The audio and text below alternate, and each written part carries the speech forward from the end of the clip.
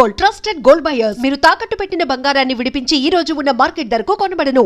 America always ఇదొక dream అన్నమాట. America వెళ్తే చాలు హ్యాపీగా బిందాస్గా సెట్ అయిపోవచ్చు అని చాలామంది కల. అట్లాగే చాలామంది కూడా టూరిస్ట్ స్పాట్ లాగా కూడా అమెరికాని కూడా చూస్ చేసుకుంటారు. ఎవరైనా తెలిసిన వాళ్ళు తన వాళ్ళు ఎవరైనా అక్కడ ఉంటే సైట్ సీయింగ్ డిఫరెంట్ స్టేట్స్కి వెళ్ళి హ్యాపీగా ఎంజాయ్ చేస్తూ ఉంటారు. అంటే విజిటింగ్ వీసా తీసుకొని వెళ్ళి వస్తూ ఉంటారు. అందులో భాగంగానే ఈ మధ్య కాలంలో ఎప్పుడు విననటువంటివి అమెరికాకి సంబంధించి వీసాలు అప్రూవల్ కావట్లేదు. స్టూడెంట్ వీసాలే కాదు, అసలు ఏ వీసాలు కూడా అప్రూవ్ అవ్వట్లేదు, ట్రంప్ చాలా కఠినంగా వ్యవహరిస్తున్నాడు అని ఒకవైపు వింటూనే ఉన్నాం. మన వాళ్ళు ఎంత జాగ్రత్తగా ఉండాలి, ఇండియా నుంచి వెళ్ళిన వాళ్ళు ఎంత జాగ్రత్తగా ఉండాలి, ఎంత బాగా బిహేవ్ చేయాలి అనేది ఇప్పుడు ఈ వీడియో ద్వారా మనకైతే అర్థమవుతుంది. గుజరాత్కి సంబంధించిన ఒక యువతి, అక్కడ వాళ్ళ బ్రదర్ ఉంటాడట. సో వెళ్ళింది, అక్కడ వేరే స్టేట్కి వెళ్ళి సైట్ సీయింగ్ అంతా అయిపోయింది. అక్కడ ఒక స్టోర్ కనబడితే వెళ్ళి షాపింగ్ చేద్దామని స్టోర్లోకి వెళ్ళింది. అక్కడి వరకు బాగానే ఉంది. స్టోర్లో నచ్చినవన్నీ కూడా తీసేసుకుంది, బ్యాగ్లో వేసుకుంది. తర్వాత ఈ బిల్ కౌంటర్ దగ్గరకు వచ్చేసరికి మాత్రం ఆమె కొన్ని వస్తువులను దాచేసింది. అది క్లియర్ కట్గా అడుగున సీసీ కెమెరాలు ఉంటాయి. ఇది మరీ తెలవకుండా ఇంత భయంకరంగా ఎట్లుంటున్నారు నాకైతే అర్థం కాలేదు. తీరా చూస్తే ఆమె ఆ స్టోర్లో కొన్ని వస్తువులకు బిల్లు కట్టింది, కొన్ని వస్తువులకు బిల్ కట్టలే, అంటే ఎగ్గొట్టింది. ఆల్మోస్ట్ ఇక దొంగతనం కిందనే లెక్క. ఏమైపోయింది, అది అబ్జర్వ్ చేసిండు. ఆ స్టోర్కి సంబంధించిన ఓనర్ అబ్జర్వ్ చేయడమే కాకుండా ఆమె స్టోర్లో షాపింగ్ చేసి వెళ్ళే లోపలనే ఆమెను ఆపిండు. బిల్ కౌంటర్ దగ్గరకు వచ్చిన తర్వాత ఆమె దొంగిలించిన వస్తువులది ఏమైనా బిల్ చెప్తుందా, బిల్ తీసుకుంటుందా అని ఎదురు చూసిండు ఓనర్.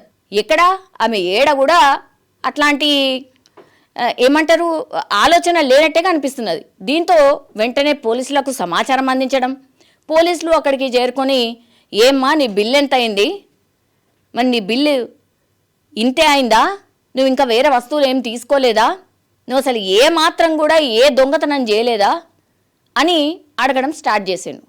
అయినా బుకాయించిందట ఆ మహిళ.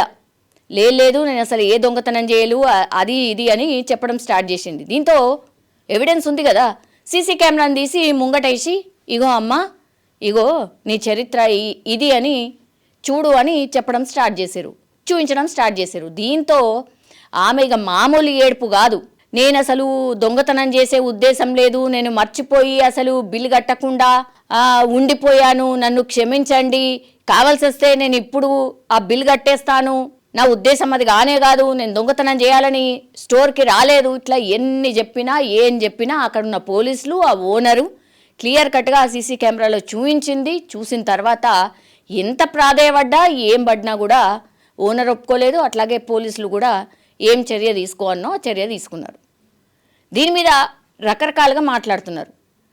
అమ్మ ముందే ట్రంప్ మన మీద ఎంత భయంకరంగా కన్నెర చేస్తున్నాడో నీకు తెలుసు కదా, ఇండియన్స్ అంటేనే ఏడ దొరుకుతారా అని చూస్తున్నారు.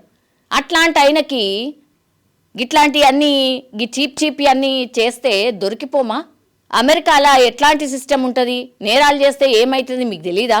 టూరిస్ట్ లాగా వచ్చినావు, టూరిస్ట్ వీసా మీద వచ్చినావు, చూడు వెళ్ళు, నీకు అంత స్తోమత లేదు అనుకుంటే కొనకు, ఎవరైనా ఏమైనా కొట్టిర్రా, ఎవరైనా ఏమన్నా అంటారా, ఇట్లా మన ఇండియా ఇజ్జత్ ఎందుకు తీస్తున్నారమ్మా అని చాలామంది అక్కడున్న వాళ్ళు కూడా చాలామంది చెప్తున్నారు. ఇట్లా చిన్న వాటి వల్ల కూడా మన వాళ్ళు ఎవరైతే అక్కడ ఉంటారో చాలా ఇబ్బంది పడతారు. మనకు తెలియదు అది.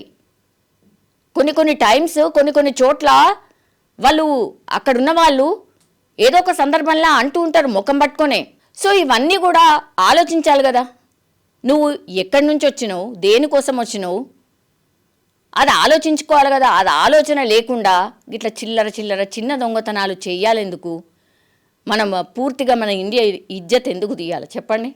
మనం ఇంకా మర్చిపోలేదు కదా, గతంలో కొద్ది రోజుల క్రితమే ఓ మహిళ ఇల్లినాయిస్లో డిపార్ట్మెంట్ స్టోర్కు వెళ్ళి అక్కడ ఏకంగా $1,300 విలువైన వస్తువులను దొంగిలించింది. బిల్లు ఎగ్గొట్టింది, ఆ నుంచి మెల్లగా జారుకోవాలని కూడా చూసింది. చివరికి పోలీసులు వచ్చిర్రు. ఆ తర్వాత పోలీసులు ఏం ట్రీట్మెంట్ చేయాలా, ఎట్లాంటి కేసులు నమోదు చేయాలా, అమెరికా సిస్టమ్ ప్రకారం ఏమేం చేయాలనో అవన్నీ కూడా చేస్తున్నారు. మొన్ననే రీసెంట్లీ అయింది $1,300 అది చూసే ఉంటుంది ఈ మహిళ ఎవరైతే ఇప్పుడు గుజరాత్కి సంబంధించిన మహిళ ఉందో. అవన్నీ చూసి అక్కడ సిస్టమ్ ఏంటో తెలిసి ఇట్లాంటివి చేయడం తప్పా కాదా? ఎందుకు ఇట్లాంటి చిన్న చిన్న వాటికి కక్కుర్తి పడాలెందుకు? మన దేశం యొక్క పరువు ఎందుకు తీయాలి? ఇది చాలామంది కూడా మాట్లాడుతున్నారు. సో దయచేసి ఇట్లాంటి జోలికైతే వెళ్ళకండి. ఇట్లాంటి చిన్న చిన్న వాటి గురించి మన దేశం పరువు అయితే డెఫినెట్లీ తీయకండి. ఇది సిన్సియర్ రిక్వెస్ట్.